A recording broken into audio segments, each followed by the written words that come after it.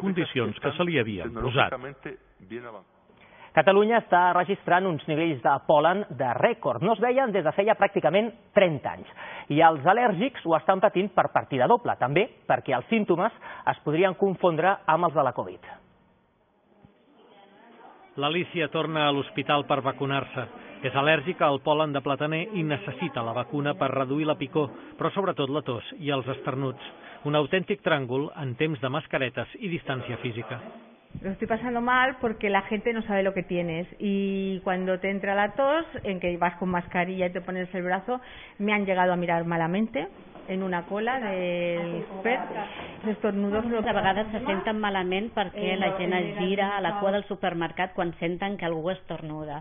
Però és molt important, sobretot, fer el tractament que els indiqui el seu metge, seguir les indicacions. Nunca he pensado que tenía el COVID porque como me conozco mis estornudos y mi tos, pues no he pensado en el COVID, la verdad. Lo que sí que la gente piensa en el COVID. Sobretot amb asma tenien por de ser més susceptibles o de tenir malaltia més greu en cas de contraure la infecció. I això, en general, no s'ha vist.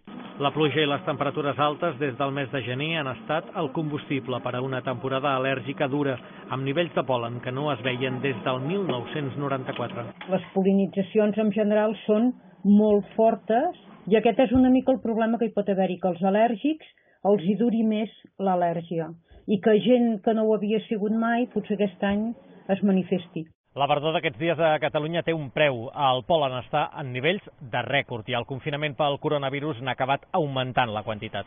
No s'han pogut fer feines de manteniment a lo que són parcs i jardins, doncs aquest any gramínies i plantatges i blets també pot ser que hi hagi més pol·len a l'aire per aquest motiu. Al carrer, la mascareta ajuda els al·lèrgics a esquivar la rinitis, però avisen els experts, encara queden dies difícils de conjuntivitis o irritacions als ulls. Pol Marçà, TV3, Barcelona. Oriol Junqueras acaba de publicar un nou llibre després de dedicar als seus fills contes des de la presó. Aquest cop barreja ficció